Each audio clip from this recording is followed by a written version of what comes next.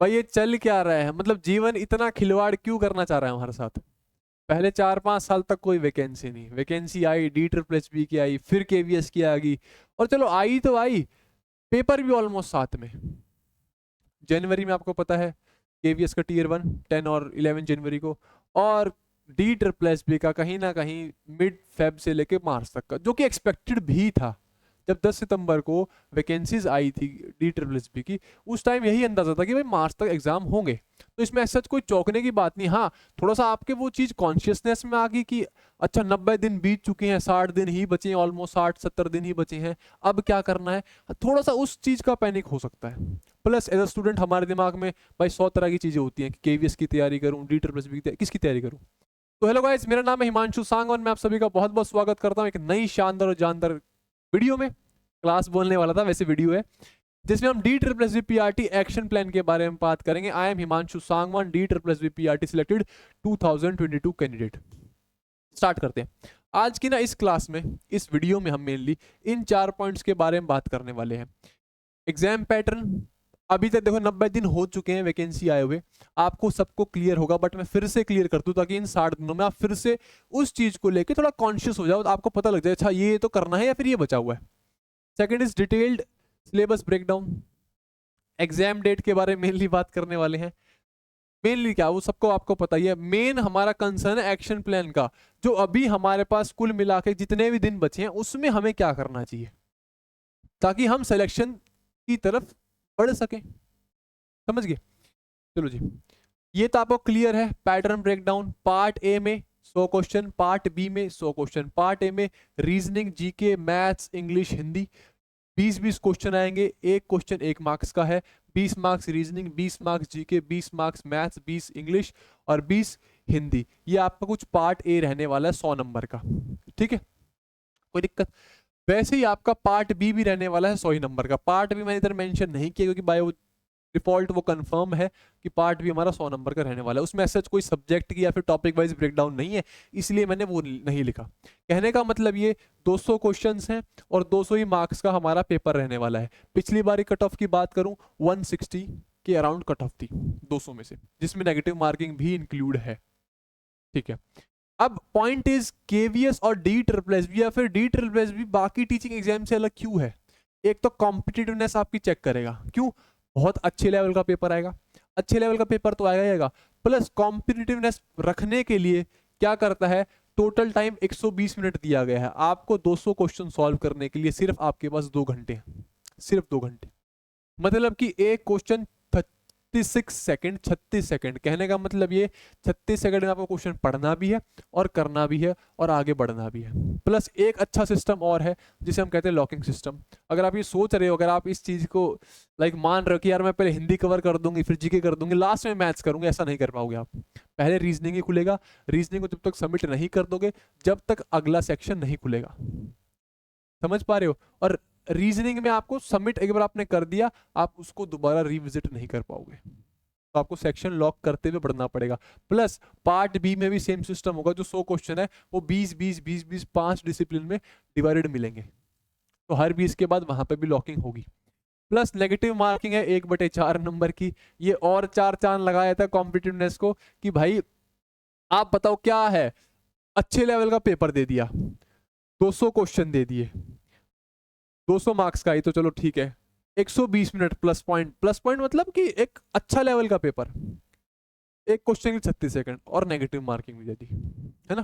तो ठीक है भाई, अच्छा खासा लेवल का पेपर, और इससे अच्छा लेवल पूरे ऑल ओवर इंडिया में शायद टीचिंग का कहीं आता भी हो, खासकर पीआरटी के अगर बात करें। ठीक है, बाकी टीचिंग एग्जाम्स भी इसमें अच्छे क्वेश्चन पूछते हैं।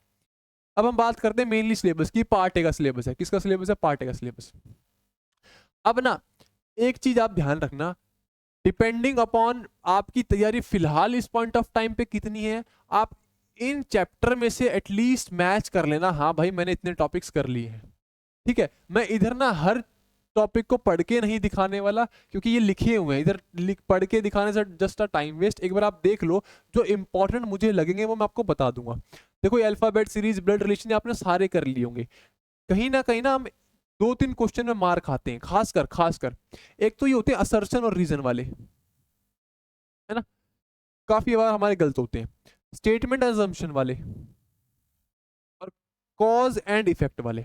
ये ना 3 सवाल है, ये जनरली पीआरटी में दिखते तो नहीं है बट बाय चांस आ जाए, डी ट्रिपल एस में भी दिखते हैं, डी ट्रिपल एस की बाकी एग्जाम्स में दिख जाएंगे बट पीआरटी में आज तक देखने को नहीं मिले, और मिले भी तो बहुत कम लेवल पे। तो एक बार ना आप इनको कवर कर लेना, हमें कोई भी चांस नहीं छोड़ना, ज्यादा टाइम लगेगा नहीं, एक दिन में एक चैप्टर कवर करोगे हो जाएगा, तीनों चैप्टर है। Plus plus plus direction and distance में शेडो वाले सवाल, भाई बहुत इंपॉर्टेंट सवाल है कि एक मोहन है सुबह सुबह खड़ा है किसके सामने, अपनी महिला मित्र के सामने, तो बताओ शेडो कहाँ बनेगी, वो क्वेश्चंस। ठीक है, बाकी आप सभी को पता है क्या करना है क्या नहीं। जनरल नॉलेज, जनरल नॉलेज में आपको पता है बहुत बड़ा सिलेबस है, मेरे हाथ से भी इस हाथ में नहीं समाएगा, इनसे भी बड़ा सिलेबस है, पर इसमें क्या है हम सिलेक्टेड टॉपिक्स पढ़ सकते हैं। क्यों? क्योंकि हमें पता है पॉलिटी के भाई 2 से 3 सवाल आने ही आने हैं, 2 सवाल तो आते ही आते हैं, 2 भी ना 1 तो आएगा। प्लस हिस्ट्री में अगर आपको करनी है एंशिएंट, मेडिवल और मॉडर्न, पहले आप मॉडर्न हिस्ट्री करना, क्योंकि आजकल पीवाईक्यूज के पैटर्न के हिसाब से मॉडर्न हिस्ट्री से ही सवाल पूछे जा रहे हैं। क्लियर? अगर आपकी चीजें होगी तो you can move on to static GK. आपने देखो मैं स्टैटिक जीके लिखी हुई, important organisations, musical instruments, folk dances, river dams, wildlife sanctuaries, park, ports, books, ये कर सकते हो आप। समझ गए? Point is clear? इसमें कोई दिक्कत है? ये ना मैं आपको जब से 10 सितंबर से वैकेंसी आई है सारी चीजें मैं आपको बताते हैं, डे 1 से, डे 1 से मैं आपको सारी चीजें बता के आया हूँ कि आपको कैसे तैयारी करनी, कहाँ से कहाँ जाना है, ये सारी चीजें मैं डिस्कस कर चुका हूँ। बट क्योंकि अभी थोड़ा सा और अच्छा टाइम है इस चीज को डिस्कस करने का, इसलिए मैं आपको बता रहा हूँ कि कहीं वो चीजें भूल ना गए हो आप। ठीक है? जीके, मैथ्स, मैथ्स में मेनली अर्थमेटिक आएगी, मेनली अर्थमेटिक, मेंसुरेशन, ये पूरी अर्थमेटिक है। कहाँ से? Average, ratio, proportion, age problem, percentage, profit loss, discount, partnership, SICI, mixture alligation, time and works, ये सारी चीजें आपको पता है।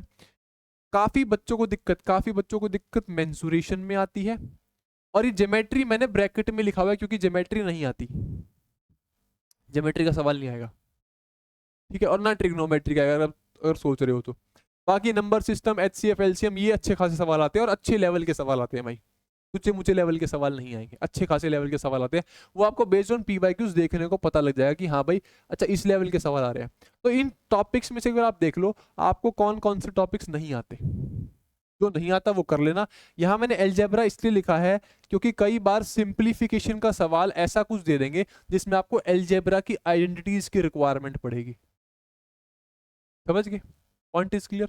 तो वही सिलेबस आप सबको पता है, इसमें से एक बार आप पॉइंट आउट कर लो कि आपने कौन सा नहीं किया और उसको लिख लो कि हाँ भाई करना है मुझे अभी। ठीक है? ये इंग्लिश का भी सब कुछ सेम ही सिलेबस है, मैंने आपको बताया है डे 1 से। अगर आप इंग्लिश मीडियम स्कूल से पढ़े हुए हो तो निमिषा बंसल मैम की टॉप 120 रूल्स की क्लास देख लो, प्लस साथ में प्रैक्टिस रखो, और डेली जयदीप सर की क्लास से या फिर किसी भी क्लास से जहाँ से आपको वोकैब करनी, कोई बुक से करनी है, डेली 10 वोकैब करो। ये बताया है डे 1 से 10 सितंबर से, मैं ये हर क्लास में हर वीडियो में बोलता हुआ आ रहा हूँ अगर इंग्लिश की बात हुई है तो। ये सारी चीज़ें हैं, ये सारी चीज़ें हैं।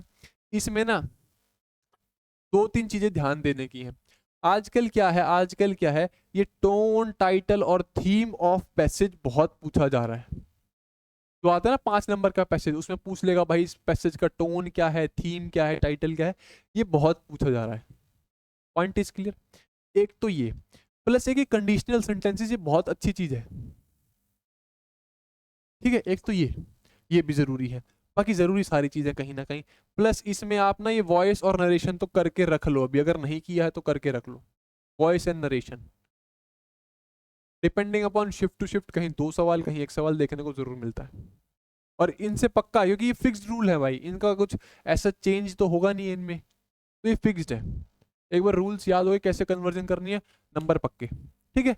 तो ये आपका सारा कुछ सिलेबस है इंग्लिश का, आप सभी एक बार इसमें देख लेना, और क्या इसमें आपका लेफ्ट आउट है उसको आइडेंटिफाई कर लेना और उसके हिसाब से अपनी आगे तैयारी बढ़ाना। हिंदी में आप देख रहे हो सारा ही वही सिलेबस है, वर्णमाला है, वर्तनी है, शुद्धियां, संधि, समास, वाक्य भेद, विराम चिन्ह, संज्ञा, वही सारा सिलेबस है ऑलमोस्ट सेम। इसमें भी जैसे इंग्लिश में था ना भाई, इंग्लिश में था ना tone, title, theme of passage, इसमें भी अकॉर्डिंग टू हिंदी आएगा थीम का जो पैसेज है, जो गद्यांश है उसका थीम बताओ, उसका टोन बताओ। हिंदी में वो हाँ थीम और टोन का जो लैंग्वेज है वो बदल जाएगी, बट उसमें भी सेम सवाल आ रहा है, तो इस बात का भी आप ध्यान रखना। ये बात भी क्लियर है। ये आपको सारे करने हैं। लास्ट में मैंने रस छंद और अलंकार ब्रैकेट में डाला हुआ है, ये आपके नहीं आता। बाकी आपके सारा आएगा, बाकी सारा वाच्य हो गया, अपठित गद्यांश हो गया, उसके बाद अविकारी शब्द हो गए, क्रिया विशेष संबंध बोधक, अनेकार्थी शब्द, त्रुटि, ये सारे आएंगे आपके। Point is clear? कोई दिक्कत? कोई दिक्कत नहीं भाई, क्लियर है, यहाँ से क्लैरिटी है। चलो, अब क्योंकि आपको पता है पार्ट बी का सिलेबस आज तक डी ट्रिपल एस बी नहीं देता था, खासकर पीआरटी का और बाकी टीचिंग एग्जाम्स का, बट उसने अब की बार बहुत अच्छे तरीके से बाकी टीचिंग एग्जाम्स का भी इंडिकेटिव सिलेबस दिया है और इसका भी दिया है। पर ना इसको ना एज सच तुम बिल्कुल कंक्रीट मत मानना कि हाँ भाई इससे बाहर कुछ आएगा ही नहीं। इसमें ऑलमोस्ट उसने इतनी चीजें दे दी हैं, इसमें ऑलमोस्ट सारी चीजें कवर हो ही जाएंगी। समझ रहे हो? तो इस बात का तुम ध्यान रखना।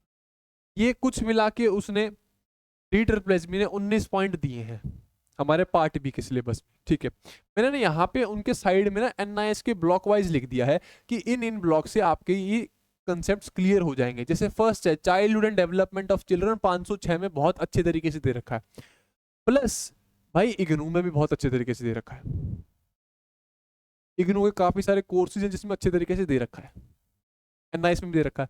बट यहाँ मैंने सिर्फ एनआईएस के बुक्स लिखी हैं और ब्लॉक्स लिखे हैं जो आपको इंपॉर्टेंट है। 506 में खासकर ब्लॉक 1 में आपकी चीजें क्लियर हो जाएंगी। कंटेम्प्रेरी इंडियन सोसाइटी एजुकेशन की बात कर रखी है हमारी कंटेम्प्रेरी इंडियन सोसाइटी में, पहले हमारी एजुकेशन कैसी थी, तो ये 501 में आपको मिल जाएगा। Education society curriculum and learners, ये education society curriculum and learners ये कहीं ना कहीं आपको 507 में मिल जाएगा और 506 में मिक्स मिल सकता है ना। काफी बार ये क्या है, कुछ कंटेंट इधर है कुछ कंटेंट इधर है, तो वहां पे भी मिल जाएगा। बाकी education society curriculum and learners, curriculum कैसे बना, क्या उसके व्यू पॉइंट्स थे, वो 501 में भी कहीं ना कहीं लिखा हुआ है। समझ रहे हो? इस चीज को ना दर्शाने का मतलब ये नहीं है कि आप पहला पॉइंट अच्छा 506 से पढ़ो। यहां मेरा दर्शाने का मतलब ये नहीं है, यहां तो बस आपके लिए एक रेफरेंस की लाया हूं कि हाँ भाई एनआईएस में है, एनआईएस पे पढ़ने का पूरा प्रॉपर सीरीज है, उसके हिसाब से पढ़ना है, तो बस आपको दिखाने की लाया हूं कि हाँ भाई एनआईएस में लिखा हुआ है। टुवर्ड्स अंडरस्टैंडिंग द सेल्फ 502 506 ये आप देख रहे हो सारे मैंने लिख दिए हैं, क्योंकि बार बार यहाँ पढ़ के दिखाना कोई ऐसा कोई समझदारी वाली बात नहीं, आपने देख लिए। Proficiency English 503, cognition learning and the social culture context 502, ये आप सारे देख पा रहे हो। ऐसी ये सारी चीजें देख पा रहे हो। मैं डे 1 से बोलता आ रहा हूँ, 10 सितंबर डे 1 मेरा 10 सितंबर है जब से वैकेंसीज आई हैं कि एनआईएस पढ़ लो पढ़ लो पढ़ लो पढ़ लो। उस 10 सितंबर से ऑलमोस्ट 10 दिसंबर आने वाले 90 दिन होने वाले हैं। अगर आप उस दिन से स्टार्ट कर देते अभी तक आपकी ऑलमोस्ट एनआईएस कंप्लीट होने वाली होती है ना। और जब मैं पीवाईक्यूज करवाता था, पीवाईक्यूज के सोर्सेज दिखाता था, तो काफी सारे बच्चे बोलते थे कि सर पैटर्न पहले ये आया था, जरूरी थोड़ी अभी भी वही आएगा। देख लो भाई 2019 वाला 2022 वाला सेम पैटर्न वही है, सेम वही सिलेबस है। समझ रहे हो? तो भाई इन चीज का ध्यान रखो। अगर अभी तक एनआईएस स्टार्ट नहीं करिए तो एनआईएस स्टार्ट करो। अब ये देखो, आप सारा का सारा एनआईएस में ही लिखा हुआ है। उसके बाद इन्होंने ना एक चालाकी खेल दिया ऑप्शनल पेडागोजिकल कोर्सेज की, और कुछ इनको बाय चांस कुछ और की सब्जेक्ट के बारे में मिल गया तो वो क्वेश्चन भी डाल देंगे, वो मिसलेनियस सोर्स हो जाएगा।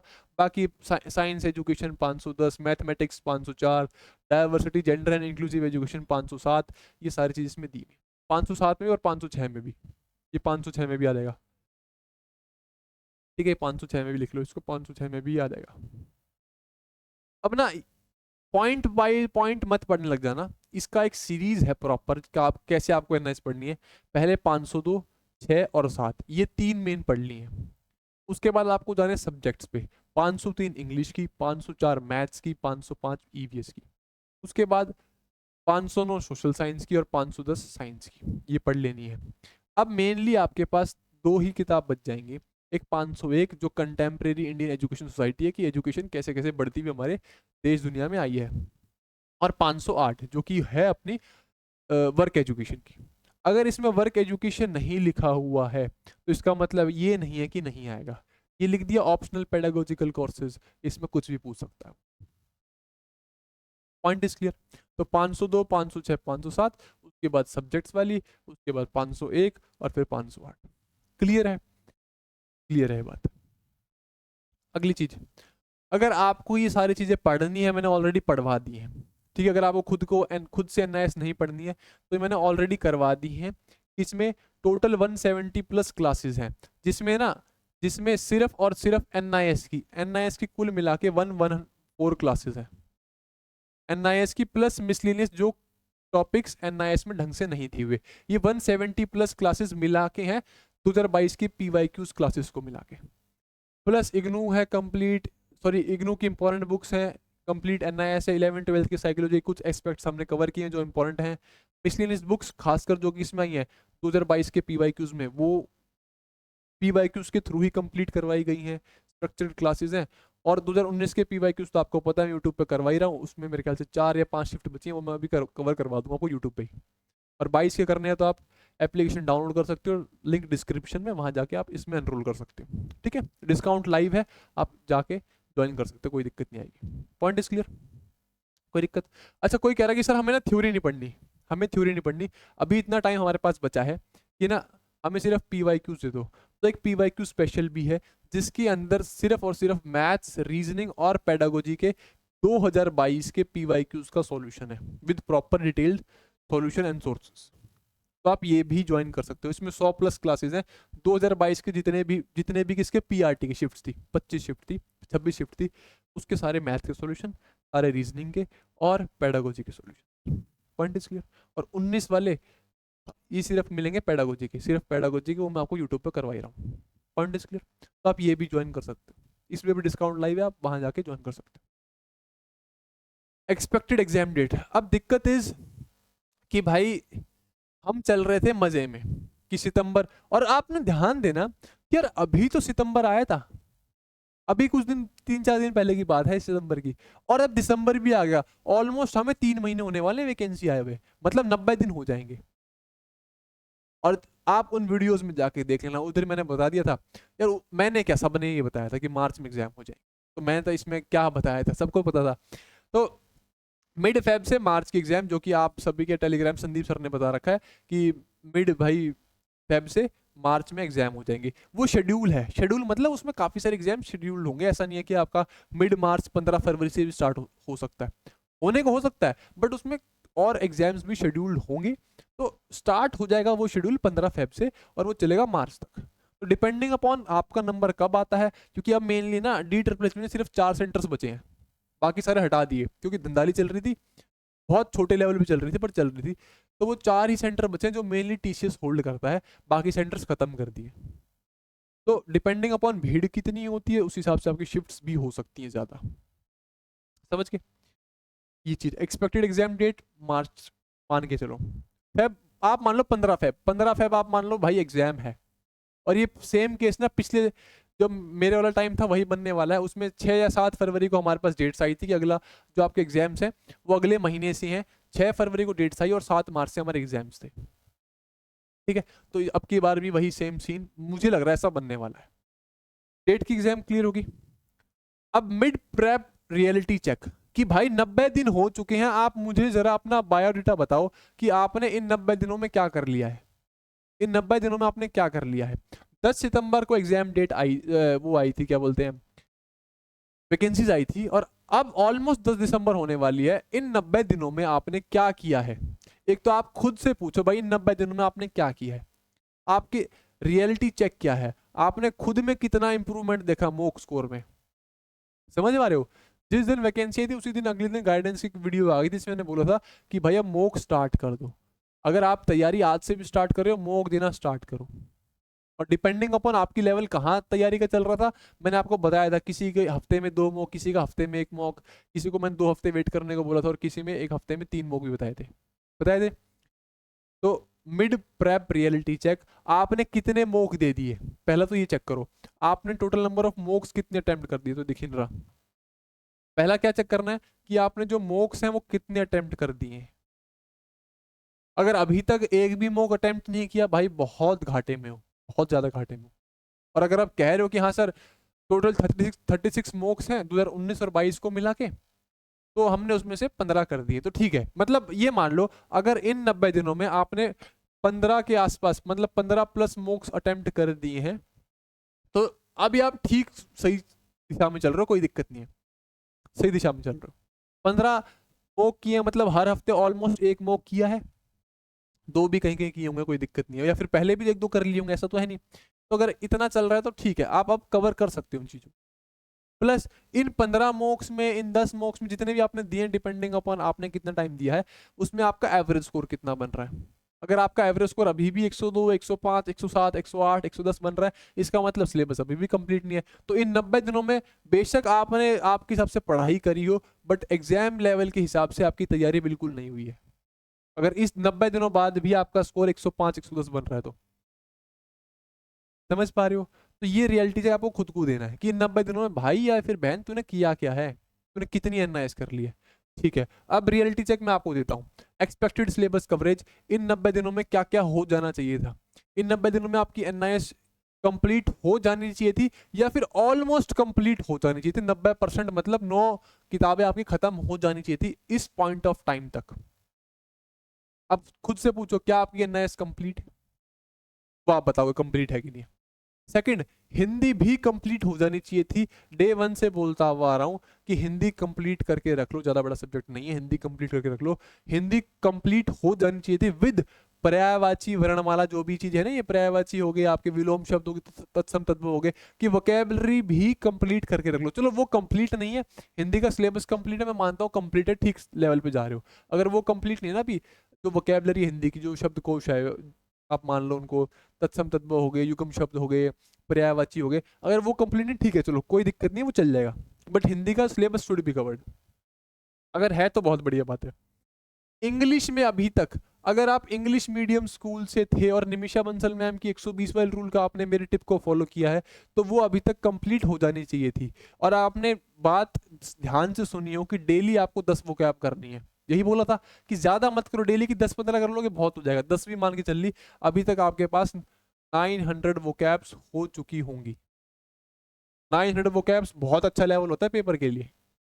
मतलब ये नहीं कि 900 में काम चल जाएगा, बट अच्छे खासे लेवल पे हो बाकी बच्चों से आप, ये अभी तक हो जाना चाहिए था। रीजनिंग भी अभी तक कंप्लीट हो जानी चाहिए थी, क्योंकि रीजनिंग कोई बड़ा सब्जेक्ट नहीं है ना।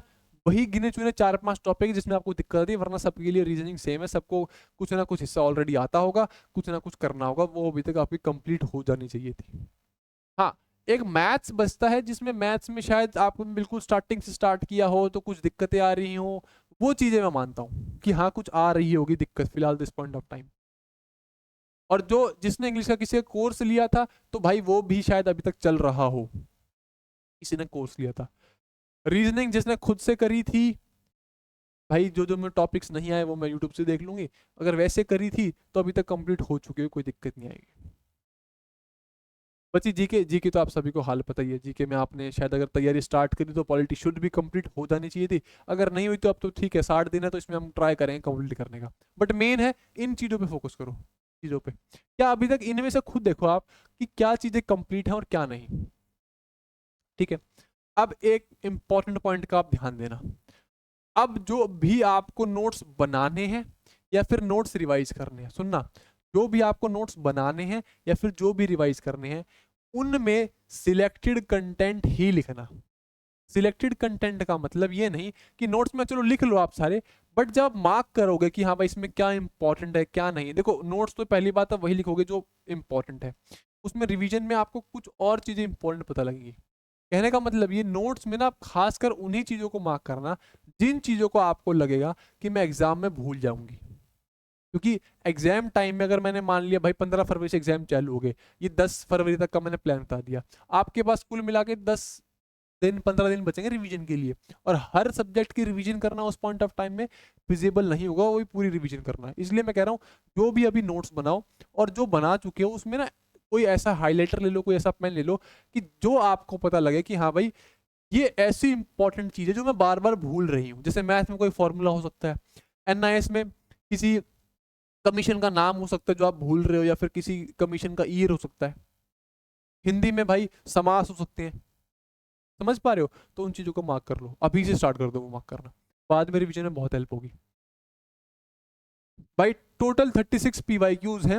मैं इसमें सिर्फ इंक्लूड कर रहा हूँ 19 वाले और 22 वाले, क्योंकि वही रेलेवेंट है। 28 वाले, सॉरी 18 वाले, 28 कहाँ, 2018 वाले PYQs हैं DSSS PRT के, वो इतने रेलेवेंट नहीं है। उसमें कुछ कुछ में लैंग्वेज की गलती है और कुछ में सवाल में गलती है, तो वो ज़्यादा काम की नहीं है। 19 और 22 के मिला के कुल मिला के 36 PYQs है। अब डिपेंडिंग अपॉन आपने कितने दे दिए, आप इसमें से माइनस कर लो। फॉर एग्जाम्पल मैंने 16 दे दिए हैं, तो मेरे पास बचे हैं 20 लेफ्ट आउट बचे हैं।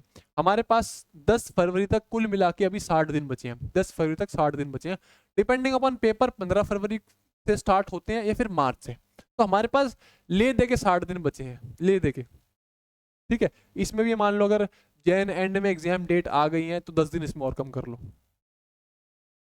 ठीक है, जिस दिन एग्जाम डेट आई उस दिन तैयारी आधी हो जाएगी। मैं बता रहा हूँ, जिस दिन एग्जाम डेट आई उस दिन तैयारी आधी। जिस इंटेंसिटी के साथ आप पढ़ रहे हो उससे नहीं पढ़ पाओगे, फिर तो आपका ध्यान रिवीजन में जाएगा कि यार एग्जाम डेट पास आ रही है, एग्जाम पास आ रहा है, तो जो पढ़ा एटलीस्ट वही रिवाइज कर लूँ, तो वहां से ना आपकी एफिशिएंसी डाउन हो जाएगी। इसलिए मैंने 60 दिन लगाए हैं 10 फरवरी तक। 10 फरवरी तक तो मैं मान के चल रहा हूँ कि एग्जाम्स मार्च में होंगे, क्योंकि वो शेड्यूल है प्रॉपर। बट फिर भी अगर मार्च में नहीं होते, 15 फरवरी के हिसाब से मैंने 60 दिन लगा दिए। और अगर 15 फरवरी के हिसाब से होते हैं तो इसको 10 दिन कम कर लेना भाई, 50 दिन कर लेना। अब देख लो आपके PYQs कितने बचे हैं भाई। 20 PYQs मैंने मान लिए बचे हैं। दिन कितने हैं? 60 दिन है। कहने का मतलब ये हर 3 दिन में एक PYQ देना पड़ेगा। अब यहाँ बच्चा कौन फंसेगा? बच्चा वो फंसेगा जिसने आज तक एक भी PYQ नहीं दिया। दिए हैं 2-3 PYQ दिए हैं, और 2-3 PYQ दिए भी हैं, और तैयारी नॉर्मल चलती रही है कि चल भाई अभी तो एग्जाम दूर है, कर लेंगे कर लेंगे। बच्चा वो फंसेगा, ना उसकी तैयारी है ना उसके PYQs पूरे हैं, दोनों जगह गलती। और बच्चा वो भी शायद फंस सकता है जो अभी तक 10 सितंबर से अभी तक सिर्फ तैयारी करता हुआ आ रहा है, कोई PYQ नहीं दिए हैं। अब उसके पास देने के लिए 36 PYQs है, और दिन कितने? 60। मतलब कि ये मान लो कि हर 2 दिन में एक PYQ, या फिर हर हफ्ते में 4-5 PYQ देने पड़ेंगे। इतने देने पड़ेंगे हर हफ्ते में। तो वो भी फंसेगा, और फंसेगा क्यों? क्योंकि अभी उसने विदाउट रेफरेंस तैयारी करी है, विदाउट PYQ का लेवल देखे हुए। अभी वो लेवल देखेगा, उसकी तैयारी में कुछ फ्लक्चुएशंस होंगे कि हाँ भाई मैंने शायद मैथ कम लेवल की पढ़ ली, हिंदी गलत लेवल की पढ़ ली, अब मुझे फिर से पढ़नी पड़ेगी। वो पॉइंट फायदा किसका है? जिसने डे 1 से जो मैंने बात बोली वो सुन ली, या फिर किसी एजुकेटर ने सही बात बोली है वो सुन ली कि हाँ भाई आपको PYQs भी साथ में अटेम्प्ट करने हैं और तैयारी भी साथ में चलने देनी है, दोनों हैंड इन हैंड चलेंगे, कोई दिक्कत नहीं आएगी। और जिसने अभी तक बात मानी उसको अच्छी खासी इंप्रूवमेंट भी देखने को मिल रही है कि भाई मेरे जानने में इतने बच्चे हैं जिनका स्कोर 110 115 बैठ रहा था, और अब उनका स्कोर 135 140 145 तक भी जा रहा है इतने बच्चे। तो इस बात का आप ध्यान रखना, इस बात का ध्यान रखना। ठीक है, तो भाई फिगर आउट करो कितने PYQs बचे हैं। अच्छा, एक गलती और मत करना भाई, एक गलती और मत करना, बिना PYQs के पेपर में बैठने मत चले जाना। अगर तुम सोच रहे हो कि बिना PYQ से काम चल जाएगा, भाई नहीं चलेगा। PYQ से आपको लेवल पता लगेगा, क्या लेवल आ रहा था, क्या लेवल आ सकता है। और खास कर देखो पार्ट ए का तो ऑलमोस्ट सेम है, पार्ट ए का DSSS से कोई पेपर उठा लो ऑलमोस्ट सेम, वही सिलेबस है, वही पैटर्न है, कोई दिक्कत नहीं है। मेनली पार्ट बी, पार्ट में आपको समझना पड़ेगा आप कहाँ से तैयारी कर रहे थे, क्या अभी तक इंप्रूवमेंट है उसके हिसाब से। पार्ट बी में कैसे क्वेश्चन पूछे गए थे, जो आपने इन पिछले 90 दिनों में सोर्स पकड़ा, क्या वो सही है कि नहीं। अगर वो अभी भी चांस है, अगर वो सोर्स अभी भी गलत है उसको काट के फेंक दो। 60 दिन में अभी भी आप कुछ ना कुछ अच्छा कर सकते हो, कुछ ना कुछ अच्छा कर सकते हो अभी भी 60 दिन में। समझ रहे हो इस बात को? ये बात आप समझ के, तो आप सभी का बहुत बहुत धन्यवाद। ये चीज था कुछ एक्शन प्लान, कि अभी आपको खुद के बारे में इंट्रोस्पेक्ट करने की दिक्कत मेन है, कि आप खुद को समझो कि आपने अभी तक 90 दिन में क्या किया और अगले 60 दिन में क्या करना है। सिलेबस मैंने आपको दिखा दिया, उसमें से पॉइंट आउट कर लो भाई ये टॉपिक्स बचे हैं, उन टॉपिक्स के लिए 60 दिन का टारगेट बनाओ। 60 दिन का मत बनाओ, अगले 30 15 20 दिन में कंप्लीट कर दो जो टॉपिक्स बचे हुए हैं। और मैक्सिमम फोकस, अगर बहुत सारे PYQs बचे हैं, मैक्सिमम फोकस डालो PYQs पर। प्रैक्टिस भी होगी, वहां से फीडबैक भी मिलेगा कि जो तैयारी कर रहा है हाँ भाई ठीक कर रहा है कि गलत कर रहा है। समझ गए इस चीज को? कोई दिक्कत? और अगर कोई DSSS pedagogy special batch join करना चाह रहा है तो भाई 114 क्लासेस हैं, उसी हिसाब से ज्वाइन करना। बट उस बात की मैं गारंटी देता हूँ फिर पेपर में कोई दिक्कत नहीं आएगी। सब कुछ मैंने करवा रखा है। अगर आप इतने सक्षम हो कि हाँ सर मेरा पार्ट ए ऑलरेडी मेरे 70 नंबर बन रहे हैं, 75 नंबर बन रहे हैं, मुझे सिर्फ पार्ट बी का एक कंटेंट दिखा दो कि यहाँ से मैं कर लूँ, मेरा बढ़िया सिलेक्शन हो जाए, तो वो बढ़िया चीज़ है। तो उसके लिए मान लो एक दिन में आपको 2 वीडियोस देखनी पड़ेंगी, उसके लिए आपका पार्ट ए शुड भी इस पॉइंट ऑफ टाइम पे कवर। और अगर आप कहो सर मेरा ऑलमोस्ट कवर है, मुझे सिर्फ प्रैक्टिस चाहिए, तो पीवाईक्यू स्पेशल बैच ले लो, जिसमें मैंने मैथ्स की प्रैक्टिस, रीजनिंग की प्रैक्टिस और पीवाईक्यूज की प्रैक्टिस करवा रखी है। समझ के? और देखो भाई ध्यान सुनो, ये दुविधा है एज अ स्टूडेंट हमारे लिए कि केवीएस की वैकेंसीज भी सामने और डीटरप्रेसबी की वैकेंसी भी सामने है।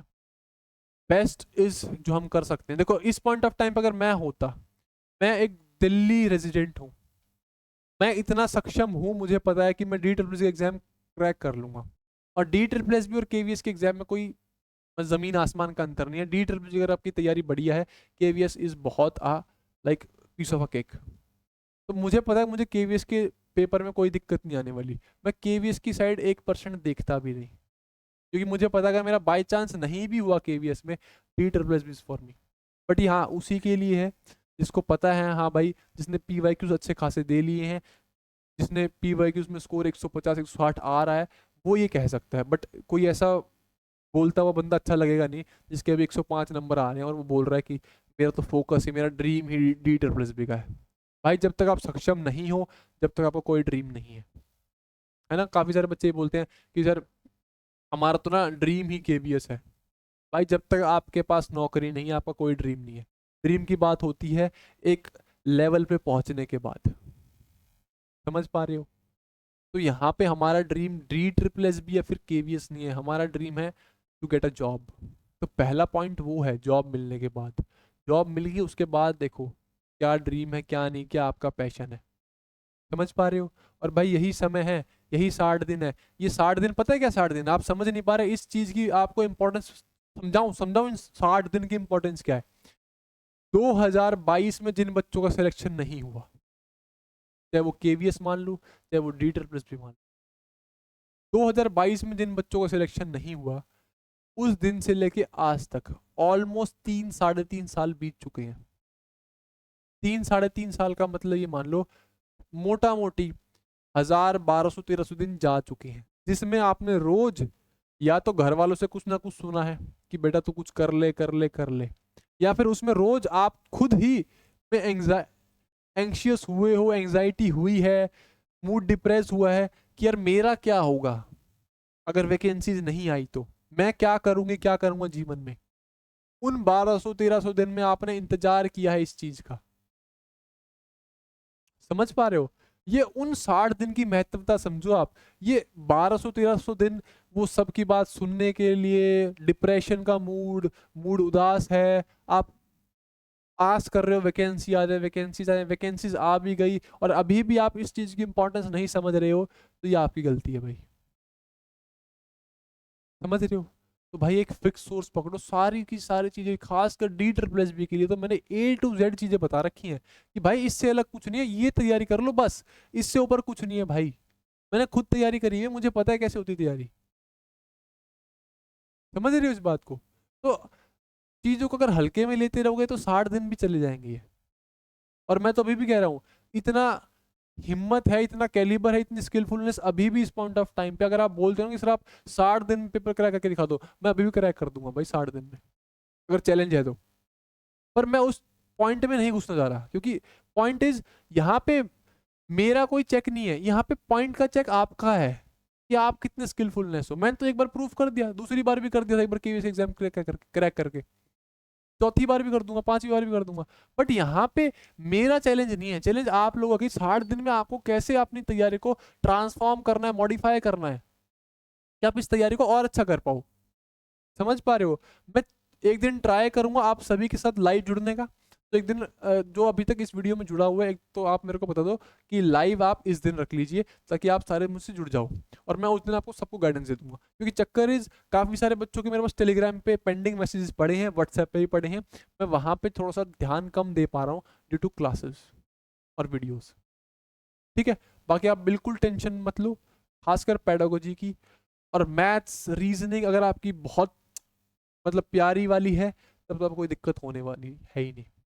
अगली क्लास में या फिर अगली वीडियो में हम बात करने वाले हैं क्या कुछ आपका मार्क्स ब्रेकेज रहने वाला है और कैसे आपको आगे आने वाले कुछ दिनों में अपना मूड को सेट करना है। ठीक है भाई दोस्तों, यही दिन है, ये 60 दिन आपके अगले 60 साल संवारने वाले हैं। मैं फिर से बोल रहा हूँ, ये 60 दिन आपको 60,000 की सैलरी देने वाले हैं। तो इस बात का तुम ध्यान रखो भाई। हर महीने 60 दिन पढ़ना है, हर महीने अगले 60 साल तक आपके पास 60,000 सैलरी आने वाली है। आपके 60 साल तक, अगले 60 साल तक नहीं। अगर आप अभी 28 के हो तो अगले आपके टिल योर 60s आपके पास आएगी सैलरी। ठीक है, बाकी कोई दिक्कत हो तो यार पता है, मैं ये भी नहीं बोल सकता मुझे कोई दिक्कत हो मुझे कांटेक्ट करो, क्योंकि मुझे पता है मैं उन मैसेजेस जो आप कर रहे हो वो रिप्लाई नहीं कर पा रहा। पर मैं बिल्कुल ट्राई कर रहा हूँ जितने मेरे पास हो सकते हैं मैं डेली रिप्लाई करूँ, क्योंकि आपको पता है एक बच्चे का मैसेज नहीं है मेरे पास, पेंडिंग में अराउंड 600 मैसेज पड़े हैं। मैं रोज 10 का रिप्लाई करता हूँ, 20 का करता हूँ और आ जाते हैं 10-20। समझ रहे हो? तो ठीक है दोस्तों, आपको अगर कोई डाउट हो इस पॉइंट ऑफ टाइम पे मुझे कमेंट सेक्शन में बताओ, मैं आपको उधर ही रिप्लाई कर दूंगा। Thank you so much for having me. आप सभी का बहुत बहुत धन्यवाद मेरे से जुड़ने के लिए। अगली वीडियो, अगली नहीं अगली वीडियो आपको किस टॉपिक पे चाहिए मुझे आप बताइए, मैं उस टॉपिक पे आपके लिए वीडियो लेके आऊंगा। Thank you so much. My name is Himanshu Sangwan. Thank you so much for having me.